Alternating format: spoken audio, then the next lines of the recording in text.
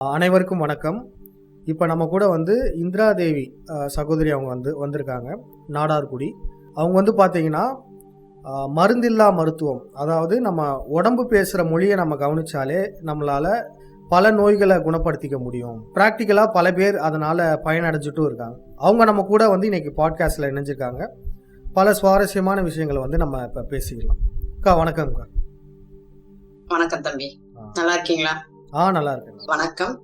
இன்று நான் பகிரும் அறிவானது உங்களுக்கும் உங்கள் குடும்பத்தில் உள்ள அனைவருக்கும் ஒளியாகவும் வழிகாட்டுதலாகவும் அமைய வேண்டும் என்றும் பிரபஞ்சத்தின் ஆசீர்வாதம் உங்கள் அனைவருக்கும் கிடைக்க வேண்டும் என்றும் இறைவனை பிரார்த்தனை பண்ணிக்கலாம். நம்ம போகலாம்ல. இப்ப நீங்க இந்த மருந்தில்லா மருத்துவம்னு சொல்றீங்கல்ல, அதுல மருந்தே இருக்காதா, இல்ல எப்படி நம்ம இல்ல வீட்டுல சாப்பிடுற இதையே மருந்தா பயன்படுத்த போறோம்? நம்ம பண்ற ட்ரீட்மெண்ட்ல ஆங்கில மருந்து, அதாவது கெமிக்கல் அப்படின்றது எதுவுமே கிடையாது. நம்ம அன்றாட சாப்பிடுற உணவை நம்ம மேம்படுத்தி சாப்பிட போறோம். அது எப்படி சாப்பிட போறோம் அப்படின்னா, நம்ம உடம்பு என்ன கேக்குதோ அதை கேட்ட சூழ்நிலையை கொடுக்க போறோம். இப்போ ஒருத்தர் மிளகு கஷாயம் சாப்பிட்டா அவருக்கு நல்லா வருது, ஆனா அதே மிளகை இன்னொருத்தர் கொடுத்தா செட் ஆகாது. ஏன்னா அவருக்கு தொந்தரவு வேற மாதிரி இருக்கும். சோ அவங்கவுங்களுக்கு என்ன தேவையோ அதை சாப்பிட போறோம், அவ்வளவுதான். இப்ப உணவு தன்னைத்தானே நம்ம கொடுக்கும் போது உடம்பு தன்னைத்தானே புதுப்பிச்சுக்கும். இப்ப உடம்பு பேசுற மொழியை புரிஞ்சுக்கிட்டா போதுமானது. Okay okay. இப்ப நீங்க இந்த ஃபீல்டுக்குள்ள வந்ததுக்கான காரணம் என்ன? உங்க பேக்ரவுண்ட் என்னது? எனக்கு நேச்சர் மேல ரொம்ப சின்ன வயசுல இருந்தே அந்த இயற்கைனா ரொம்ப பிடிக்கும். இயற்கையோட இருக்கணும், அவ்வளவுதான். அது மட்டும் தான் கான்செப்ட். பட் அதை பத்தி உள்ள ஃபுல்லா நம்மகிட்ட தெரியாது. அதற்கப்புறம் நம்மளே கொஞ்சம் கொஞ்சமா வளர்ந்து நம்மகிட்ட எங்க அப்பாவோட ஆசை, ஒரு மெடிக்கல் லைன்ல என் பொண்ணு இருக்கணும் அப்படின்னு அவருடைய ஆசைக்காக நான் ஃபார்மசி படிச்சிருக்கேன். மெடிக்கல் ஷாப் தான் வச்சிருக்கேன். அப்படி நம்ம ரன் பண்ணிக்கிட்டு இருக்கும் பொழுதுதான் நம்மளுக்கு அந்த இயற்கை மேல அந்த ஆர்வம், நம்ம ஏன் இன்னும் மருந்து மாத்திரையா தான் நம்ம லைஃப் லாங் சாப்பிடணுமா அப்படிலாம் எனக்குள்ள ஒரு கேள்வி இருக்கும். அப்ப நம்ம வர்ற கஸ்டமர்கிட்ட நம்ம பேசும்பொழுது, சுகருக்கு இப்ப மாத்திரை எடுக்கிறாங்க, பிபி ரெகுலரா எடுக்கிறாங்கன்னா, ஏன் சார் அந்த மாத்திரை அவங்ககிட்ட நான் கன்வே பண்ணிக்கிட்டே இருப்பேன். ஏன் மாத்திரை எடுக்கலன்னா என்ன ஆகும் அப்படின்னு அவங்ககிட்ட கேட்கும்போது, மாத்திரை எடுக்கலன்னா நரம்பு இதாயிடும், இல்லைன்னா மூளை டிஸ்டர்ப் ஆயிடுவாங்க, கை கால் விழுந்துரும்னு சொல்றாங்கம்மா, பயமா இருக்கு, அதனால எடுக்கிறோம் அப்படின்வாங்க. ஓ, அப்ப மாத்திரை எடுக்கலன்னா இப்படி எல்லாம் வரும் போல அப்படின்னு ஆனா நினைச்சுப்பேன். இன்னொரு கேட்டகரி இதே மாதிரி கை கால் விழுந்து போய் அந்த மாதிரி ஒரு ட்ரீட்மெண்ட்டுக்கு, அதாவது மாத்திரை வாங்க வரும்போது அவங்ககிட்ட எதனால இந்த மாதிரி ஆயிடுச்சு அப்படின்னா, எனக்கு சுகர் அதிகமாயிடுச்சு, பிபி அதிகமாயிடுச்சு, அதனால இப்படி ஆயிடுச்சு அப்படின்வாங்க. அப்ப நீங்க மாத்திரை ரெகுலரா எடுக்கிறது இல்லையா? நான் ஒரு வேளை விடாம கரெக்டா எடுப்போமா, ஆனா எனக்கும் இப்படி ஆயிடுச்சு அப்படின்வாங்க. இப்ப மாத்திரை சாப்பிடலனாதான் உங்களுக்கு கை கால் விழுவுது, சம்திங் நரம்பு ப்ராப்ளம், உயிருக்கே ஆபத்து அப்படின்னு சொல்றாங்கன்னா, கரெக்டா மாத்திரை போறவங்களுக்கு ஏன் இப்படி ஆகுது, இதுல என்ன விஷயம் இருக்கு அப்படின்னு எனக்குள்ள ஒரு தேடுதல் இருந்துகிட்டே இருந்தது. அந்த டைம்ல என் நண்பர் மூலியமா ஒரு வீடியோ வந்தது. ஃபர்ஸ்ட் நான் கேட்டது ஹீலர் பாஸ்கர். அவர் எனக்கு ஹீலர் பாஸ்கர் அப்படிலாம் தெரியாது. அவர் ஒரு வீடியோ என்கிட்ட கொடுத்துட்டு போனாரு, இதை கேளுமா அப்படின்ட்டு. அந்த தேடுதலுக்கு எனக்கு அவர் வீடியோ பார்க்கும்போது கொஞ்சம் ஒரு நிறைய விஷயம் புரிதல் இருந்தது. இருந்தாலும் பல சந்தேகங்கள். அப்போ வரைக்கும் நான் அக்குபஞ்சரோ அந்த இயற்கை லைன்ல ஒரு தேடுதல் இருந்ததுக்கான விஷயம் கிடைச்சதே தவிர நான் உள்ள இன்டர்ஃபியர் ஆகல. அதுக்கப்புறம் நான் கொஞ்சமா அக்குபஞ்சர் கிளாஸ் போக ஆரம்பிச்சேன். அப்புறம் இயற்கை சார்ந்து தேடி தேடி படிக்க ஆரம்பிச்சேன். நிறைய விஷயம் கத்துக்கினதுக்கு அப்புறம் இயற்கையிலேயே நம்ம சொல்ற விஷயங்கள் ஃபாலோ பண்ணாலும் அந்த இடத்துல தவறு. அப்படி தேடி போகும்பொழுதுதான் நம்ம உடம்பு நம்ம கிட்ட பேசுற மொழிக்கு ஏத்த மாதிரி உணவு கொடுத்தா சரியாயிடும். இப்போ ஒருத்தருக்கு மோஷன் போலன்னா அதுக்கே 10 காரணங்கள் இருக்கு. அந்த உள்ளுறுப்பு எது தொந்தரவோ அதற்கான உணவு கொடுத்தோம்னா சரியாகுது அப்படின்றதுக்காக நான் நிறைய என்னுடைய பேஷண்ட் நான் அப்படிதான் கன்வே பண்றது. மெயின் என்னன்னா, ஒரு நோய் வர்றதுக்கு மூல காரணத்தை கண்டுபிடிச்சா போதுமானது. அந்த மூல காரணம் என்னன்னு தெரிஞ்சு நம்ம அதற்கு தீர்வு கொடுக்கும் போது 100% இருந்து வெளியேறாங்க. எந்தவித நோயா இருந்தாலும், அது கேன்சரா இருக்கட்டும், நீங்க சொல்ற பிபி, சுகர், தைராய்டு அப்படின்னு ஒரு கிரானிக் டிசீஸ் லிஸ்ட் கொடுத்துருக்காங்க. எல்லா டிசீஸுமே ஒரு நோயே கிடையாது. எல்லாமே நம்ம உடம்பு நம்ம கிட்ட பேசிக்கிட்டே இருக்க மொழிதான். ஒரு கேன்சர் வருதுன்னா ஒரு பேஷண்ட் ஒரே நாள்ல கேன்சர் வராது. கிட்டத்தட்ட 10-20 வருஷமா ஒரு உடம்பு அவர்கிட்ட பேசிட்டு இருக்கும் பல ரூபத்துல. கேன்சருக்கு சிம்டமே இல்ல, சிம்டமே காட்டாமையே வரும்ன்றாங்களே, அப்ப அதை எப்படி கண்டுபிடிக்கிறது? நம்ம உடம்பு எந்த அறிகுறியும் காட்டாம இல்ல, கேன்சர் வருதுன்னா பல ரூபத்துல நம்ம உடம்பு பேசிருக்கோம்னு சொல்லியிருப்பேன். அப்ப அவருக்கு சின்ன வயசுல இருந்தே தலைவலி வந்திருக்கலாம், சின்ன வயசுல இருந்தே சும்மா கேஸ் ப்ராப்ளம் இருந்துட்டு இருக்கலாம். இதெல்லாம் சின்ன விஷயம் தான். ஆனா நம்ம இதெல்லாம் ஸ்கிப் பண்ணிட்டு இருக்கோம். இது பேசுற மொழியிலே நம்ம தெரியலையே, அதனால ஸ்கிப் பண்ணிட்டு நாளைக்கு திடீர்னு ஒருத்தர் மயக்க அடிச்சு விழுந்துட்டாரு, இல்ல ஒரு செஸ்ட்ல ஒரு கட்டி வந்துருச்சு, வயிற்றுல வலி ஓவரா ஆயிடுச்சுன்னு சொல்லி போயிருப்பாங்க. பார்த்தா அவனுக்கு வயிற்றுல கேன்சர் கட்டின்னு சொல்லிருப்பாங்க. அவர்கிட்ட நல்லா டீப்பா கேட்டீங்கன்னா, எனக்கு பல வருஷமா எனக்கு சாப்பிட்டாவே நெஞ்சு எரியும், நெஞ்சுக்குள்ள குத்திக்கிட்டே இருக்கும், இப்படி எல்லாம் சொல்லியிருப்பாரு. ஆனா இதுதான் இதனுடைய மூல காரணம்னே தெரியாம அதுக்கு தனியா ட்ரீட்மெண்ட் எடுத்துட்டு இருப்பாங்க. இல்ல அந்த டைம்ல எரியும் போது ஒரு டேப்லெட், இல்ல அந்த டைம்ல ஏதாவது ஒண்ணு லிக்விட் எடுத்து குடிச்சுக்கிட்டு இருப்போம். இதுதான் மூல காரணம்னு தெரியாம நம்ம லாஸ்ட் ஸ்டேஜ் வந்தோடனே உங்களுக்கு வயித்துல இவ்வளவு பெரிய கட்டிங் பாத்தீங்களா, உங்களுக்கு சிம்டம்ஸே இவ்வளவு நாளா தெரியலன்னு நம்மள மண்டையை ஆட்டிக்கிறோம். ஆனா ஆனா இன்னும் அதுக்கு ஒரு உண்மை கிடையாது. சிலரும் பல இருக்காங்க. வருஷம். என்னன்னா ம். ஒரு சின்ன நெஞ்சுகிட்ட சின்ன வலினாலும் டக்குன்னு பயந்துடுறாங்க. ஹார்ட்ல இஷ்யூவா ஆமா. அந்த மாதிரியும் ஆளுங்க. அப்ப அவங்களுக்கெல்லாம் நம்ம எப்படி இது பண்றது? அவங்க கவனிக்க தான் இல்ல செய்யறாங்க. இல்ல பயம் தான் மூல காரணம் நோய்க்கு. இப்ப ஓகே பயம் ஓகே. எப்ப வருதுன்னா, நம்மளுக்கு ஏதாவது உடல்ல தொந்தரவு வந்தோம்னா நம்மள அறியாமலே ஒரு பயம் வந்துருது. ஆமா. இல்லைன்னு சொல்லல. ம். ஏன்னா நெஞ்சில வலி வந்தாவே உனக்கு ஹார்ட் அட்டாக் வந்துருமான்னு தான் முத கேள்வி வருது. ஆமா ஆமா. நெஞ்சில ஏன் வலி வருது? நேத்து நான் வந்து நிறைய வயிறு முட்டை சாப்பிட்டு படுத்திருக்கலாம். அதனால நெஞ்சு வலிக்குது. அப்ப சுடுதண்ணி கொஞ்சம் குடிச்சீங்கன்னாவே போதுமானது. இப்ப ஓகே ஓகே. பேசிக் என்னன்னா, வயிறு பேசுற மொழிய கரெக்டா தெரிஞ்சுக்கிட்டா போதுமானது. ம். வயிறு உங்களுக்கு கிளியரா இருந்தாவே போதுமானது. ஓகே. இப்ப பல பேருக்கு நான் பார்த்துட்டேன். இந்த இடத்துல சளி ம். கேள்விப்பட்டிருக்கீங்களான்னு தெரியல. எப்பவுமே எனக்கு இந்த இடத்துல சளி ஆமா. இருந்துகிட்டே இருக்கும். ஆமா ஆமா ஆமா. டைட்டா இருக்கும். நான் நைட் எந்திரிச்சு தண்ணி குடிச்சா கூட அப்படி ம். முழுங்கினா கூட உள்ளுக்குள்ள ஏதோ ஒண்ணு கட்டியா ஆமா. இருக்குன்னு இதுக்கே என்கிட்ட ஒரு பேஷண்ட் வந்தாங்க. 20 வருஷமா ஒரு கவர்மெண்ட் ஸ்கூல்ல ஹெட் மாஸ்டர் பிரின்சிபல் ஓகே. அவங்க. ம். அவங்க 20 வருஷமா இந்த ப்ராப்ளத்துக்கு அவங்க எல்லா ஹாஸ்பிட்டலும் போகாத இடம் இல்ல. எல்லா ஓகே. இடத்துலயும் ஸ்கேன் பண்ணி பார்த்துட்டாங்க. உள்ள டியூப் விட்டு பார்த்தா உங்களுக்கு எதுவுமே இல்ல. ம். ஆனா அவங்களுக்கு அந்த ஃபீலிங் இருந்துகிட்டே இருக்கு. இருந்துகிட்டே இருக்கு. ஒரு ஸ்டேஜ்ல டாக்டர் என்ன சொல்லியிருக்காங்கன்னா, இவங்க சும்மா சொல்றாங்க அப்படின்னு அவங்க கிட்ட வாதம் பண்ணதுனால அவங்க ஓகே. அதோட அமைதியாயிட்டாங்க. அவங்க வீட்டுல இருக்கவங்க எல்லாம், நீ சும்மா ஏமா எப்ப பார்த்தாலும் இங்க ஏதோ இருக்கிற மாதிரி கற்பனை பண்றதுனாலதான் உனக்கு அங்க இருக்கு. அவங்க ஒருவேளை நம்மளுக்கு இப்படிதான் இருக்கு போலன்னு அவங்க இருந்துட்டாங்க. அதுக்கப்புறம் என்னுடைய வீடியோ பார்த்துட்டு எனக்கு கால் பண்ணாங்க. நீங்க ஓகே. சொல்ற மாதிரி எனக்கு இங்க பல வருஷமா இருக்கீங்க, யாருமே நம்பல, நீங்க ஒருத்தர் தான் அதை கரெக்டா சொன்னீங்க அப்படின்னாங்க. அப்ப அந்த இடத்துல உடம்பு என்ன தெரியுமா, அவங்களுக்கு 20 வருஷமா இருக்குன்னா 20 வருஷமா நான் கிட்னி நான் ஹீட்டா இருக்குன்னு உங்ககிட்ட பேசுற மொழி அவ்வளவுதான் சிம்பிள். ஓ. அவங்க அதை வருஷமே கிளியர் பண்ணியிருந்தாங்கன்னா அந்த தொந்தரவு 100% கிளியர் ஆயிடும். Okay okay. இந்த மாதிரி சின்ன தொண்டைக்கும் சின்ன கிட்னிக்கும் விஷயங்கள் எப்படி நம்ம கனெக்ஷன் ஆச்சு? ஆமா எல்லா உறுப்புமே அதுதான் உள்ளுறுப்பு. அகத்தின் அழகு முகத்தில் தெரியும் ம். கேள்விப்பட்டிருக்கீங்களா? ஆமா ஆமா அப்ப நம்ம ஆமா. உள்ளுறுப்போட கனெக்டிவிட்டி தான். இப்ப தொண்டையில எனக்கு தைராய்டு இருக்கு, தொண்டை வலிக்குது, தொண்டை கமருது, இது எல்லாத்துக்கும் கிட்னி நான் பலவீனமா இருக்கேன்னு பேசுற மொழிதான். நோய் கிடையாது. நான் தொந்தரவுல இருக்கேன்னு பேசுற மொழி ஓ அவ்வளவுதான். Okay okay. அப்ப அதோட கண்ணு கனெக்டிவிட்டி. லிவர்னு சொல்லுவாங்கல்ல. கண்ணுக்கு லிவர், ஆமா ஆனா ஆமா. காதுக்கு தானே கிட்னின்னு சொல்லுவாங்க. காதும் கிட்னியும் ஒரே மாதிரி. காதும் கிட்னி எல்லா ம். உறுப்பும் ஒன்னோட ஒண்ணு பிணைஞ்சு ஓகே அப்படியே ஓகே. பிணைஞ்சுதான் இருக்கும். இப்ப இந்த இடத்துல ம். சளி வர்றதுக்கு, இந்த இடத்துல நிக்கிறதுக்கு ஒன்லி கிட்னி மட்டும் கிடையாது. மெயின் பொருளா நான் கிட்னி சொல்றேன். ஓகே. அதோட நுரையீரலும் கொஞ்சம் டிஸ்டர்ப் ஆயிருக்கலாம். நிச்சயம். கிட்னியோட வயிறும் கொஞ்சம் டிஸ்டர்ப் ஆயிருக்கலாம். இதோட ம். அந்த ரெண்டும் இணையதான் நமக்கு இந்த இடத்துல அந்த சளி கட்டிக்கிட்டே இருக்கும். 10 வருஷமா 20 வருஷமா 50 வருஷமா நம்மளும் போய் சேர்ந்துருவோம். ஏன் இருக்குதுன்னே ம். தெரியாம நம்மளும் போய் தெரியாம. சேர்ந்துருவோம். ஆனா அதுக்கான காரணம் என்னன்னா, அந்த உள்ளுறுப்பு பலவீனமா இருக்கு. உள்ளுறுப்புனா ரொம்ப எல்லாம் கிடையாது. நம்ம உடம்புன்னு சொல்றாங்களா, இவ்வளவுதான் நம்ம உடம்பு. கழுத்துக்கு கீழே இடுப்புக்கு மேல. ஆமா. அதுக்குள்ள இருக்க உறுப்புகள் பலவீனம் தான் நோய். அவ்வளவுதான். அது எந்த உறுப்பு பலவீனம் தெரிஞ்சா போதுமானது. நம்ம இது எப்படி தெரிஞ்சுக்கலாம் அப்படின்னா, அந்த உடம்பு பேசுற மொழிய புரிஞ்சுக்கிட்டா போதுமானது. ஓகேக்கா. இப்ப நீங்க வந்து என்னென்ன மாற்று மருத்துவம்னு சொல்றாங்கல்ல, அது மாதிரி என்னென்ன மாற்று மருத்துவம் உங்களுக்கு நீங்க கத்துக்கிட்டீங்க? ஃபர்ஸ்ட் அக்கு ஹீலிங் தான் கிளாஸ் போனேன். அக்கு ஹீல் அது பண்றது பிராணிக் கேள்விப்பட்டிருக்கீங்கன்னு ஹீலிங்கா? நினைக்கிறேன். பிராணிக் ஹீலிங், ம். Pranic okay. Healing, distance healing அந்த ம். கிளாஸ் தான் போயிருந்தேன். ஓகே. அதை கத்துக்கினதுக்கு அப்புறம் தான் நான் அக்கு பஞ்சர், அது வந்து ஓகே. நீடில் போடுறதுதான் கத்து கொடுத்தாங்க. ஓகே. ஆரம்பத்துல நான் ஒரு 2-3 வருஷம் நீடிலே போட மாட்டேன். Just okay. அக்கு ஹீலிங்கா மாத்திட்டேன். ட்ரீட்மெண்ட் ம். வர்றவங்கள நம்ம டச் பண்ற இடத்துல நீடில் போடாம ஹீலிங் பவர் கொடுக்க சரி ஆரம்பிச்சேன். ஓகே. அதுக்கப்புறம் கூசா சிகிச்சை கேள்விப்பட்டீங்களான்னு தெரியல. பாத சிகிச்சை, ஓகே ஓகே. ஆமா. பாதம் ம். பாத சிகிச்சை. சரி. அதுக்கப்புறம் யோகா ஒரு 3 மந்த் சென்ட்ரல் கவர்மெண்ட் நடத்தின ஸ்கில் ட்ரஸ்ட் மூலியமா அதுல போய் ட்ரெயின் அப் ஆனேன். Okay okay. அப்புறம் கலர் தெரப்பி இப்படின்னு நிறைய விஷயம் அதுல இருந்து நம்ம ஒன்னொன்னா கத்துக்கிட்டே வந்ததான். வர்ம தெரப்பி, ஓகே அது ஓகே. கைரோபிராக்டர்னு சொல்லுவாங்க. எலும்புகளை சரி பண்ணும் பொழுது உங்க உள்ளுறுப்பு தானே ஆமா சரியாகும். ஆமா. ஓகே. அப்புறம் இந்த ஸ்கேல்ப் தெரப்பி. ஓ. இந்த மாதிரி எல்லா விஷயமும் எல்லாமே நீங்க என்ன ட்ரீட்மெண்ட் எடுத்தாலும் பேசிக் உடம்பு பேசுற மொழிதான். அதை சரி பண்ணாவே போதுமானது. நார்மலான பிரச்சனைன்னு பார்த்தீங்கன்னா, ஏன் மக்கள் வந்து இந்த இயற்கையோ இல்லை இந்த மாற்று மருத்துவமோ இதை ப்ரிஃபர் பண்ணாததுக்கான காரணம் வந்து இதில் எனக்கு ரிசல்ட் கிடைக்கல அப்படின்னு ஒன்று சொல்கிறாங்க. அதே சமயத்தில் எனக்கு உடனடியாக தீர்வு இல்லை அப்படின்றதையும் சொல்கிறாங்க. இப்போது ஒரு ஹார்ட்டில் பிரச்சனை அப்படின்னா அது வந்து அலோபதி சைடில் வந்து உடனடியாக தீர்வு கொடுக்க முடியுது. அப்போ இங்கே வந்து அந்த உடனடி தீர்வும் அங்கே பிரச்சனையாக இருக்குது. நிறைய பேருக்கு வந்து தீர்வும் கிடைக்க மாட்டேங்குது அப்படின்னு நினைக்கிறாங்க. அப்போ வந்து நீங்கள் உங்கள்கிட்ட வந்திருப்பாங்கள்ல ட்ரீட்மெண்ட்டுக்கு, உங்கள் கிளைண்ட்ஸ் இருப்பாங்க. அதில் வந்து கொஞ்சம் கிரிட்டிக்கலாக உள்ளது அப்படிப்பட்டதையே வந்து தீர்வு பண்ணியிருக்கேன் அந்த மாதிரி எதுவும் இருக்கா இன்ட்ரெஸ்டிங் ஒரு டெஸ்டிமோனல்? அந்த மாதிரி நிறைய இருக்கு.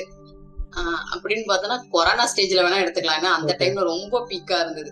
கொரோனாவா? ஓகே. அரௌண்ட் ஆ. ஆமா கொரோனா ஸ்டேஜ் சரி. பயங்கர பீக்ல இருந்திருக்கும், ம். கேள்விப்பட்டிருப்பீங்க. ம். அந்த ஆமா. டைம்ல ஹாஸ்பிட்டல்ல நிறைய அதுவும் ஏஜ்டு பர்சன்ட்டுக்குலாம் வந்து உள்ள ம். அலோடே இல்லைலாம் சொல்லிட்டு இருப்பாங்க. ம். பெட் இல்லாதனால வயசாயிடுச்சு நீங்க வீட்டுக்கே போயிடுங்க, சின்ன பசங்களுக்காவது அங்க பெட் இருக்கட்டும்னு சொல்லி கேள்விப்பட்டிருப்பீங்க. அப்ப நிறைய ம். பேரை சேர்க்கல. அப்படி எனக்கு ஒரு பேஷண்ட் எனக்கு கால் பண்ணாங்க. ம். அரௌண்ட் 65 மேலதான் இருக்கும் அவருக்கு. எனக்கு அங்க இருந்து எனக்கு ஹாஸ்பிட்டல்ல இருந்து கால் பண்றாங்க. இந்த மாதிரி கொரோனா அவருக்கு முத்தி போயிடுச்சு. ஜஸ்ட் அந்த லங்ஸ் வந்து பம்ப் பண்றதே வந்து 15% தான் இருக்குன்றான். 50 ஆமா. ஆர் 30க்குள்ள ஆமா, தான் ஆமா. இருக்கு. ம். அவர் இதோட இந்த லங்ஸ் பம்ப் இன்னும் குறைஞ்சிரும், இவரை காப்பாத்த முடியாது, அதனால ஓகே. அவரை வீட்டுக்கு கூட்டு போயிடுங்கன்னு சொல்லிட்டாங்க போல ஹாஸ்பிட்டல்ல. எனக்கு அப்படிதான் எனக்கு கால் பண்ணாங்க. Okay, okay. அழுதுகிட்டே தான் பேசினாங்க. நீங்க வாங்க, அங்க ஹாஸ்பிட்டல்ல முடியாதுன்னு சொன்னதா தான் சொல்றீங்க, அதனால வாங்க பாக்கலாம்னு சொன்னேன். வந்தாங்க, உடனே அன்னைக்கே தான் வந்தாங்க. வரும்போது ம். ஃபுல் கவசத்துல வந்தாங்க. அங்க 1 வாரமா 2 வாரமா ஹாஸ்பிட்டல்ல இருந்திருக்காரு. ம். ஃபுல்லா பேக் பண்ணி ஃபேமிலி முதற்கொண்டு அப்படியே கவர் ம். மூடிட்டு தான் வந்திருந்தாங்க. இங்க வந்த உடனே நான் சொன்ன ஒரே விஷயம், ம். எல்லாத்தையும் அந்த கவர் பண்ணதெல்லாம் வெளியே தூக்கி போட்டுட்டு தான் இங்க உள்ள வரணும்னு. ஓகே, ஏன்னா நான் ஓகே. மாஸ்க் எதுவுமே நான் போடல. ஏன்னா பயப்பட வேண்டிய அவசியம், நம்ம உடம்பு நம்மளுக்கு ஏதாவது பேச போகுது. அந்த கிருமின்றாங்க பாருங்க, அந்த டாபிக் வேணா நான் அப்புறம் வரேன். கிருமின்னு சொல்லி நம்மள பயமுறுத்திட்டே இருக்காங்க. சோ அவங்க வந்த பேஷண்ட் கூட வந்தவங்க எல்லாமே பயந்தாங்க. மேடம் நீங்க, ஏன்னா என் வீட்டுல நான் வீட்லயே தான் பாக்குறேன், என் பசங்க எல்லாம் இருக்கிறாங்க, நீங்க எதுவுமே போடாம இருக்கீங்களே, பயம் இல்லையா? அதெல்லாம் ஒண்ணும் இல்ல, யாருக்கு பயப்படுறீங்களோ வெளியே போங்கன்னு சொல்லிட்டேன். அவர் வந்தாரு, நார்மலா உட்காந்து எப்போ எப்படி நம்ம நார்மலா எப்படி நாடி பார்ப்போம், கை தொட்டு பார்ப்போம், இப்படிதான் நான் அவரை நார்மலா ட்ரீட்மெண்ட் பண்ணி, எனக்கு டைமிங் 1 வாரம் நான் சொல்ற மாதிரி ஃபாலோ பண்ணுங்க, 1 வாரத்துல உங்களுக்கு ஹார்ட் பம்ப் எல்லாமே நார்மலா, அந்த லங்ஸ் பம்ப் எல்லாமே சூப்பர் ஆயிடும் அப்படின்னு. ஆனா ஃபர்ஸ்ட் ஒரு 2-3 நாள் அவர் ஃபாலோ பண்ணல. இதெல்லாம் ஒண்ணும் இல்ல, நம்ம நார்மலா நம்ம சாப்பிடுற உணவை இப்படி சாப்பிடுங்கன்னு சொல்ல போறோம், வேற ஒண்ணு இதுக்காக நீங்க போய் தனியா செலவு பண்றதோ இதுக்காக இல்ல. இப்படி சாப்பிடுற உணவை இந்த உணவு சாப்பிடுங்க, நம்ம அவங்களுக்கு ஏத்த மாதிரி ஷெட்யூல் கொடுத்தோம். அவர் ஆனா 2 நாள் அதெல்லாம் நான் பண்ண முடியாது, இதெல்லாம் ஒரு விஷயம், இதை பண்ணா சரியாயிடுமா அப்படின்னு ஒரு நம்பிக்கை எல்லாம் தான் இருந்தாரு. அப்புறம் அவர்கிட்ட கொஞ்சம் சொல்லி 3வது நாள்ல இருந்து ஃபாலோ பண்ண ஆரம்பிச்சார். கரெக்டா ஒரு 5வது நாள்லாம் அவருக்கு நல்ல மாற்றம் தெரிஞ்சது. இப்ப அது கொரோனா முடிஞ்சு இத்தனை வருஷம் ஆயிடுச்சு, இன்னமும் நல்லா தான் இருக்கிறார், ஒன்னும் பிரச்சனை இல்லை. சோ அந்த ஒரு அந்த நேரத்துல அவர் வந்து ஹோப் கொடுத்தோம், நல்லாவும் ரெடி ஆனார், நல்லாவே பர்ஃபெக்ட் ஆயிட்டாரு. இன்னொரு விஷயம்னு பாத்தீங்கன்னா, இப்ப ரீசெண்டா ஒரு வாரத்துக்கு முன்னாடி ஒரு பேஷண்ட், சின்ன பொண்ணுதான், கிட்டத்தட்ட அவளுக்கு 19 வருஷமா. அவளுடைய ப்ராப்ளம் என்னன்னா, அப்படியே ஒரு படன்னு ஒரு மைண்டா வரும்போதெல்லாம் அப்படியே ரொம்ப படபட, அப்படி பேசும்போதே அவளுக்கு அந்த ஒரு படப்படப்பு இருந்துகிட்டே இருக்கும். எனி டைம் என்கிட்ட வரும்போதே அப்படிதான் இருக்கும். அவ என்கிட்ட வரும்போது எவ்வளவு நல்லா இருக்குமா அப்படின்னா, அரௌண்ட் 2007ல இருந்து இருக்குக்கா. அவளுக்கு கிட்டத்தட்ட என்ன ஒரு 29 வயசுன்னு வச்சுக்கோங்களேன். அப்ப சின்ன வயசுல இருந்தே அந்த ப்ராப்ளம் இருக்கு. டாக்டர்கிட்ட எல்லா இடத்தையும் பார்த்துட்டு வந்தேன், உனக்கு ஒண்ணுமே இல்லை, எல்லா ஸ்கேன் எல்லாமே எடுத்தாச்சு, உனக்கு எல்லாம் சூப்பரா இருக்கு அப்படின்னு தான் சொன்னாங்க. அந்த பொண்ணுக்கு அந்த படப்படக்குது, நம்ம சொல்றதே அது கான்சென்ட்ரேஷனே இல்ல அவளுக்கு, நம்ம சொல்றது எதையுமே கேட்க மாட்டா. நீ மாத்திரை இத்தனை வருஷமா நான் போட்டுட்டு இருக்கேன்க்கா, எனக்கு டாக்டர் இன்னும் 1 வருஷம் போடு, இன்னும் 1 வருஷம் போடு, இன்னும் 1 வருஷம் போடுன்னு இப்போ ஒரு 5 வருஷமா சைக்காட்ரிக் டேப்லெட் எடுத்துட்டு இருக்கா. இதை நீ விட்டுட்ட அப்படின்னா மூளை நரம்பு வெடிச்சிரும், அதனால 100% போடணும், இன்னும் 6 மாசம் போடணும்னு சொல்லி கம்பல்ஷன் கொடுத்துருக்காங்க. நீ நான் சொல்ற மாதிரி கேளு அப்படின்னு சொன்னா, அவளுக்கு அது நம்பிக்கை இல்ல, இந்த இயற்கை பக்கம் வந்தா எப்படி சரியாயிடுமா, நான் இத்தனை வருஷமா நீ மாத்திரை போட்டிருக்க, ஆனா உனக்கு இதுல தீர்வு கிடைக்கலையே, போக போக மோசமாகுது தானேன்னா, ஆமா எனக்கு தெரியுது, ஆனா எனக்கு பயமா இருக்கு, யாரு இருந்தாலும் பயப்படும். 2 பேருக்கு இருந்தாலும் அவன் பயப்பட ஆரம்பிச்சு. என்ன நோயின்னு கண்டுபிடிச்சாங்கன்னு கேட்டா டாக்டர் சொல்லுவாங்க, இது லட்சத்துல ஒருத்தருக்கு தான் வரும் அப்படிதனால 10 பேஷண்ட் இந்த ஒரு காரணத்தை தான் சொல்றாங்க. டாக்டர் வந்து லட்சத்துல ஒருத்தருக்கு தான் வரும், உனக்கு வருதுன்னு அவங்க ஓப்போ நம்மளுக்கு மட்டும் தான் இது வந்திருக்கு போல உலகத்துல அவங்க நினைச்சிருக்காங்க. ஆனா 10 பேர் வரும்போது நான் பார்க்கும்போது எல்லாருக்குமே இந்த நோய் இருக்கு. அந்த பேஷண்ட் வந்து அந்த படப்படப்பு இருந்துகிட்டே இருந்தது. கொஞ்சம் நம்ம போப் கொடுத்து, இவளுக்கு இதுல வேற தைராய்டு சின்ன வயசுல இருந்தே. அப்ப தைராய்டுனாவே ஆல்ரெடி சொல்லிட்டோம், அவளுடைய கிட்னி டிஸ்டர்பா இருக்கு, எல்லாமே கொஞ்சம் தொந்தரவு இருந்துகிட்டே இருக்கு, படபடப்பா இருக்கு, நரம்பு சம்பந்தமான மாத்திரை. நானும் கொஞ்ச நேரம் பேச்சு கொடுத்தேன், பேசும்போது பேசதான் கடைசியா தெரிஞ்சது ஒண்ணுமே இல்ல, சின்ன வயசுல இருந்து அவ சரியா உணவு சாப்பிடாததுனால வந்த தொந்தரவு, அவ்வளவுதான். நீ சரியாவே சாப்பிட மாட்டியாமா அப்படின்னு கேட்டா, அதுக்கப்புறம் தான் லிஸ்ட் தெரியுது. அவ சாப்பிடுவா, அவ சாப்பிடுற உணவு எல்லாமே இந்த ஏதாவது இப்ப எனக்கு பசிக்குது உடனே போய் ஒரு பாதாம் ஜூஸ் வாங்கி குடிச்சுக்கிறது, ஏதாவது பசிக்குது ஒரு 2 பிஸ்கெட் சாப்பிட்டுக்கிறது, இந்த மாதிரி உணவு மட்டும். இந்த உணவு தான் அவங்களுடைய சின்ன வயசுல இருந்தே. அப்ப நம்ம பேசும்போதுதான் தெரியுது, அவங்க கூட அவங்க ஃப்ரெண்டு வந்திருந்தாங்க, ஸ்கூல்ல படிச்ச பொண்ணு. அவ அப்பதான் சொல்றான், ஆமாக்கா அவங்க அப்பா பின்னாடியே ஓடியாருவாரு, சின்ன வயசுல இருந்து பின்னாடியே ஓடியாரு சாப்பாடு ஸ்கூலுக்கு எடுத்துட்டு வருவாராம், ஊட்டி விடுவாராம், சாப்பிடுமா சாப்பிடுமா, எனக்கு தேவையில்லை தேவையில்லைன்னு எல்லாம் தள்ளி விட்டுருக்கா. அப்ப அவங்க ஃப்ரெண்டு கிட்ட வர சொல்லிட்டு போவாராம், நீ வந்து என் பொண்ணு கொஞ்சம் சாப்பாடு சொல்லுமா சாப்பிட சொல்லுமான்ட்டு. ஆனா இவ அவ்வளவா சாப்பிடவே மாட்டாக்கா அப்படின்னா. அதுக்கப்புறம் அவ அப்படியே அந்த சாப்பிடாமையே ஸ்கிப் பண்ணிட்டா. ஒரே பொண்ணுன்னும் போது செல்லமா இது அதுன்னு வாங்கி கொடுத்துருப்பாங்க, அவ சாப்பாடு ஸ்கிப் பண்ணி இது மட்டும் தான் சாப்பிட்டுருக்கா. அதுக்கப்புறம் ஆஃப்டர் மேரேஜ் போது கண்டிப்பா ஏதாவது குடும்பத்துல அந்த இஷ்யூஸ் பிரச்சனை இதெல்லாம் இருக்கும். சோ அது வேற கொஞ்சம் நானும் சாப்பிட மாட்டேன்னு ஒரு வீராப்பா இருந்து ஏற்கனவே சாப்பிடாத பொண்ணு சாப்பிடாமயே இருந்திருக்கா. இந்த நேரத்துலதான் அந்த தொந்தரவும் ஆரம்பத்துல இருந்ததை விட கொஞ்சம் அதிகமாயிட்டே போயிருக்கு பீக். இப்ப ரீசெண்டா சொன்ன விஷயம், அவங்களுக்கு டாக்டர்ஸ் என்ன சொன்னாங்கன்னா, இந்த பொண்ணு நடிக்கிறா, இதெல்லாம் ஒண்ணுமே இவளுக்கு இல்லவே இல்லை, இவன் நடிக்கிறா. அப்ப அவங்க வீட்டுல அவங்க கணவர் கேக்குறாராம், ஏன் நீ நடிக்கிற அப்படின்னு சொல்லிதான் கேள்வி கேட்டதா. அப்ப நம்ம நடிக்கிறோமோ அப்படின்னு அதுவே அவளுக்கு மன அழுத்தத்தை கொடுத்துருக்கு. அப்புறம் இதெல்லாம் இப்ப சொல்லி ஒன்னும் நீ பயப்படாத, இதை ஃபாலோ பண்ணுன்னு சொன்னோம். இதுல ஃபாலோ பண்றதுக்கு எந்த வித மாத்திரையா அந்த 5 நாள் விடுறதுக்கே கஷ்டப்பட்டேன். நான் ஒரு 3 நாள் இருந்து ட்ரை பண்ணுன்னு சொல்லி நான் கைட் பண்ணிட்டே இருப்பேன். சும்மா கிடையாது, எப்பவுமே என்னுடைய வாட்ஸ்அப் நம்பர் கொடுத்துருவேன். எனி டைம் எனக்கு மெசேஜ் பண்ணிட்டே இருப்பான், தினமும் என்னென்ன நடக்குது எனக்கு அப்டேட் பண்ணு, பயப்படாதன்னு சொன்னா அதே மாதிரியே ஹோப் கொடுத்தேன். அவ்வளவு கரெக்டா ஃபாலோ பண்ணா. நாளை விட 2வது நாள் கொஞ்சம் இம்ப்ரூவ்மெண்ட், 3வது நாள் இப்ப கரெக்டா 5 நாள், இன்னையோட 5வது நாள்.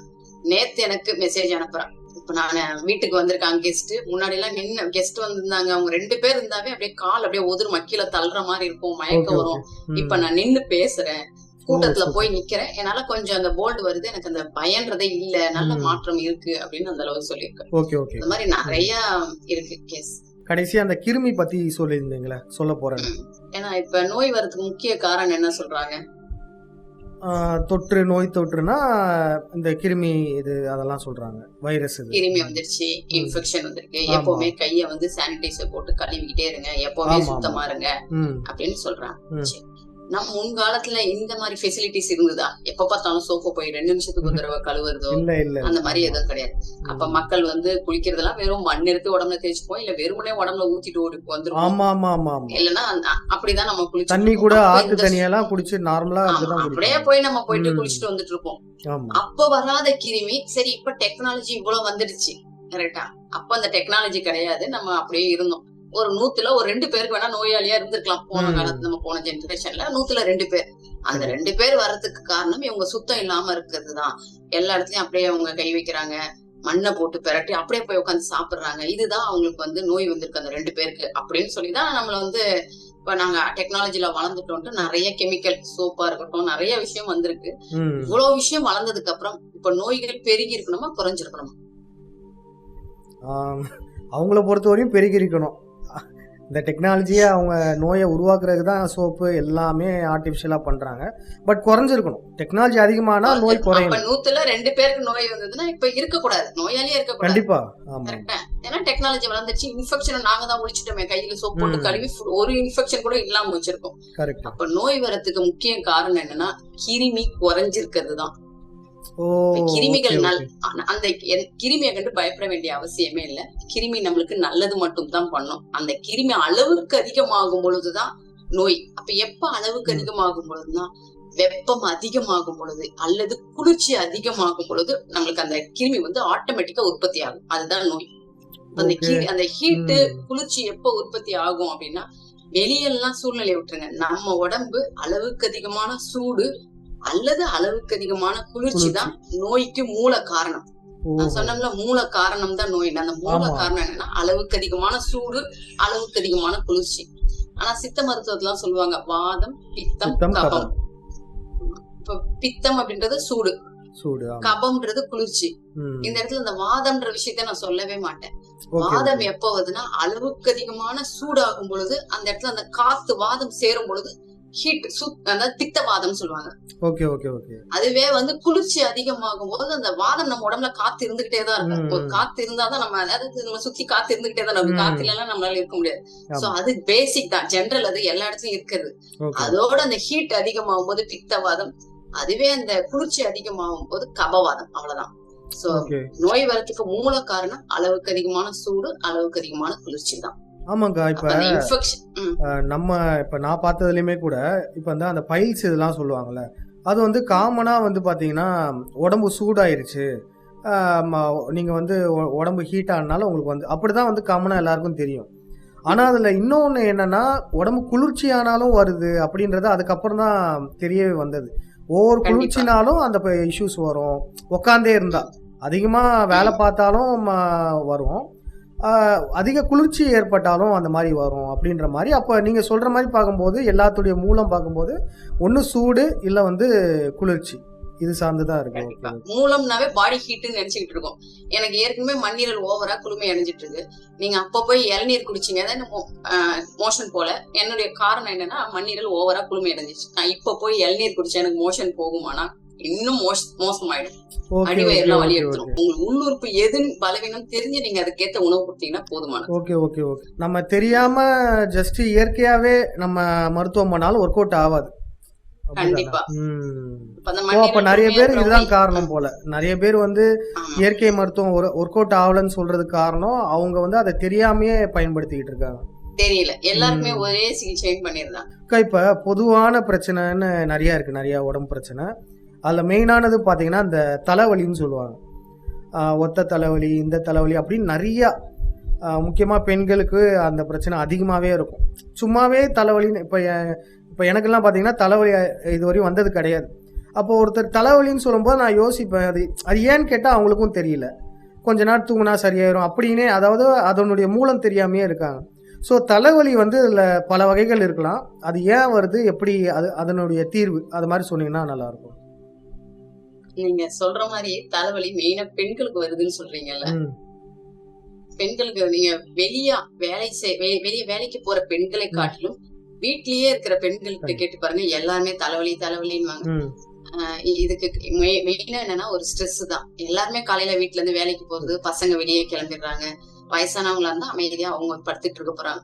அவங்களுக்கு ஒரு பாண்டிங் பேசுறதுக்கோ யாருமே இல்ல. காலையிலேயே எல்லா வேலையும் அவசர அவசரமா முடிச்சிருவாங்க. எவ்வளவு நேரம் டிவியை பாக்குறது? ஒரு சிலர் டிவியை பார்த்து அந்த நாடகத்தினாலேயே தலைவலி எடுத்துப்பாங்க. அந்த ஸ்ட்ரெஸ் ஏத்திக்கிறவங்க இருப்பாங்க. ஒரு சிலர் ம். டிவியை பார்த்து நம்ம உடம்புக்கு எடுத்துக்க கூடாதுன்னு எவ்வளவு நேரம் ஒரு மொபைலை பாக்குறது, எவ்வளவு நேரம் வேடிக்கை பாக்குறது, ஒரு நாள் 2 நாள் போகாது. இப்படியே தொடர்ந்து போய்க்கிட்டே இருக்கும். ம். சரி, இப்படிதான் அவங்க ஒரு தனிமை அவங்க வீட்டுக்குள்ளேயே இருக்கிறாங்க. வீட்டுல அவங்களால வேலை செய்யாம அன்னைக்கு சாப்பாடு செய்யாம இருக்கலாம். என்னைக்காவது ஒரு நாள் அப்படி இருக்கும் சுச்சுவேஷன். அப்ப வீட்டுல வர்றவங்க என்ன பண்ணுவாங்க? அது பசங்கள் முதற்கொண்டு எங்க வீட்டுல சும்மா தானே இந்த என்னத்த நீ பண்ற அப்படின்னும் போது, நம்ம காலையில இருந்து இவ்வளவு நாளா செஞ்சோம். ஒரு நாள் நம்மளுக்கு உடம்பு சரியில்லை, என்ன ஆச்சு உனக்குன்னு கேட்கல. சோ இந்த ஒரு அன்பு இல்லாததே உங்களுக்கு மெயினா தலைவலி ஓ! வர்றதுக்கு முக்கிய காரணமா இருக்கு. ஓகே, ஏன்னா நான் ஓகே. பார்த்த வரைக்கும் அந்த ஸ்ட்ரெஸ் தான் மெயினா தலைவலிக்கு முக்கிய காரணம். அப்ப அந்த ஸ்ட்ரெஸ் அதிகமாக அங்க கல்லீரல் ஹீட் ஆகுது.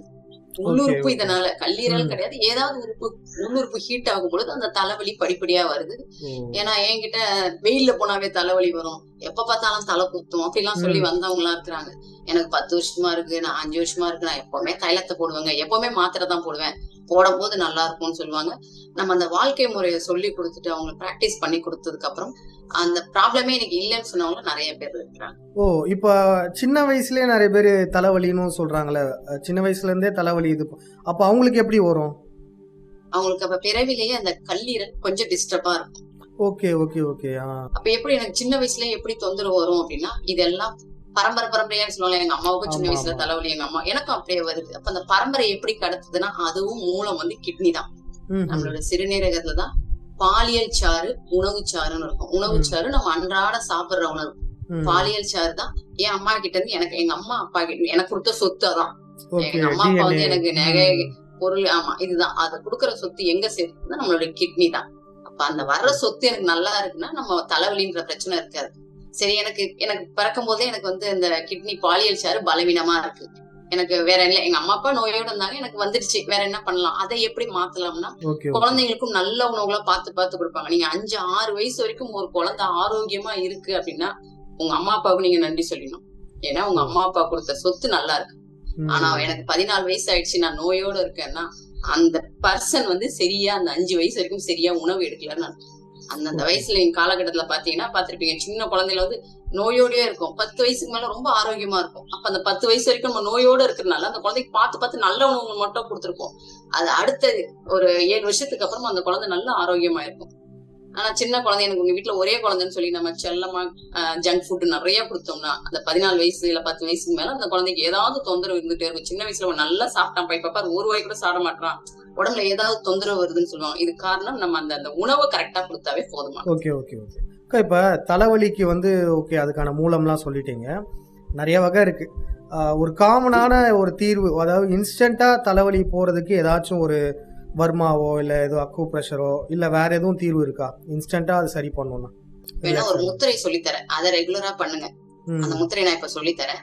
அதற்கு முன்னாடி இப்ப எனக்கு தலைவலி வேணும், ஏன்னா போன்ல பேசுவாங்க எனக்கு இப்ப தலைவலிக்குது மேடம், நான் சொல்ற மாதிரி ஒரு 10 நிமிஷம் இருங்க சரியாயிடுவேன். கேழ்வரகு மாவு இருக்கு பாருங்க, ஆமா கேழ்வரகு மாவு, அத சும்மா தண்ணியில கலக்கிட்டு நெத்தில 10 மாதிரி போட்டு படுங்க, அவ்வளவுதான். 10 நிமிஷத்துல அந்த காய அது ஆட்டோமேட்டிக்கா சரியாகும். இந்த ஒரு மெத்தடு. இன்னொரு மெத்தட் சுக்கு இருக்கு பாருங்க, ஆமா ஆமா, சுக்கு இதே மாதிரி ஒரு மஞ்சள் இலைக்கிற மாதிரி தண்ணிலேயே வச்சு இலைச்சி நெத்தில 10 போட்டீங்கன்னா 5 நிமிஷத்துல எல்லாம் சரியாயிடும்.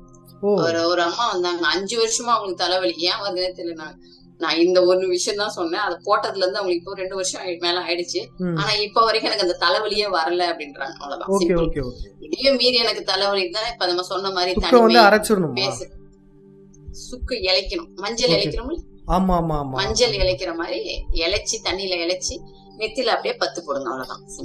அதுவே படிப்படியா அந்த 10 நிமிஷத்துல எல்லாம் தலைவலி சரியாயிடும். அதே மீறி இல்ல எனக்கு அதெல்லாம் கிடையாதுங்க, எனக்கு ஸ்ட்ரெஸ்ஸாலதான் எனக்கு தலைவலி வருது அப்படின்னா ஜஸ்ட் இந்த முத்திரை மட்டும் வேணா பண்ணுங்க. செஞ்சு காட்டலாமா? பண்ணுங்க பண்ணுங்க. இந்த 2 விரலை மட்டும் மாத்திக்கணும், சுண்டு விரல் இது. அடுத்து இந்த 2 விரலை மாத்த போறோம். ஓகே ஓகே, கொஞ்சம் மேல தூக்கி காட்டுங்க.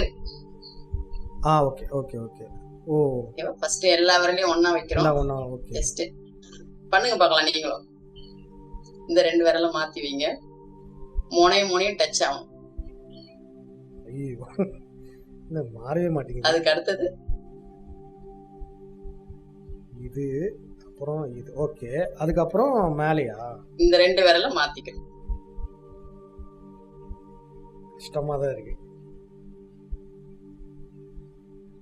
இப்படியா வச்சு இந்த பெருவிரல் அவ்வளவுதான். ஒரு 5 நிமிஷம் உட்கார்ந்து பாருங்க, மனம் அவ்வளவு சாந்தமாகும். Okay okay. இப்ப ஒரு பாப்பா ஒரு 5 நாள் ஆகுதுன்னு சொன்ன பாருங்க, அவளுக்கு இந்த ஒரு பயிற்சி தான் சொன்ன மைண்ட ரிலாக்ஸ் பண்றது. Okay okay okay okay. Time கிடைக்கும் போது சும்மா வச்சுட்டு கண்ணாடியை பாரு, உன் கண்ணை பாத்துக்கிட்டே இரு, நல்ல மாற்றம் வரும்னு சொன்னா இந்த ஒரு பயிற்சி மட்டும் தான் அவளுக்கு சொல்லி கொடுத்தேன். அதுலயே நல்ல மாற்றம் வந்துருச்சு. இந்த பயிற்சி பண்ணீங்கன்னாவே போதும். எனக்கு தலைவலிக்குதா, சும்மா ஜஸ்ட் என்ன காரணம்ன்றத தெரிஞ்சுக்கோங்க. நேத்து நான் தூங்காம இருந்திருப்பேன், அதனால எனக்கு தலைவலி, அப்ப நல்லா தூங்கி எந்திரிச்சிருங்க. அப்ப உங்களுடைய காரணம் என்னன்னு தெரிஞ்சு, எதுவுமே இல்லைங்க, யாருமே எனக்கு வீட்டுல பேசுறதுக்கு ஆள் இல்ல, அதனால ஸ்ட்ரெஸ் வருது, இதை பண்ணீங்கன்னா ஸ்ட்ரெஸ் ஆட்டோமேட்டிக்கா குறைய ஆரம்பிக்கும். Okay okay okay. அக்கா, இவ்வளவு நேரம் நல்லா இன்ட்ரெஸ்டிங்கான ஒரு இது பேசியிருக்கோம். இன்னும் நம்ம இதை கண்டினியூ பண்ணலாம், நிறைய விஷயம் நம்ம தொடர்ந்து பேசுவோம். மக்களும் எதுவும் பிரச்சனைன்னு கேட்குறாங்கன்னா அந்த தலைப்பை எடுத்தும் பேசலாம். அதே மாதிரி உங்களை தொடர்பு கொள்ளணும்னா உங்களுடைய கான்டாக்ட் நம்பரும் நான் கமெண்ட் செக்ஷன்ல நான் கொடுத்துட்றேன். ஓகே தம்பி, வாய்ப்பு கொடுத்தமைக்கு ரொம்ப ரொம்ப நன்றி. மக்களுக்கும் எந்த தொந்தரவு இருந்தாலும் என்னுடைய வாட்ஸ்அப் நம்பர் டிஸ்கிரிப்ஷன்ல வந்துடும். ஸோ எந்த ப்ராப்ளம் இருந்தாலும் எனக்கு வாட்ஸ்அப்ல மெசேஜ் பண்ணுங்க, கால் பண்ணாதீங்க, மெசேஜ் பண்ணுங்க. எந்த நிமிஷத்துல இருந்தாலும் உங்களுக்கு நான் ஹெல்ப் பண்ணிக்கிட்டே இருப்பேன். நிச்சயமாக. நன்றிக்கா, நன்றி.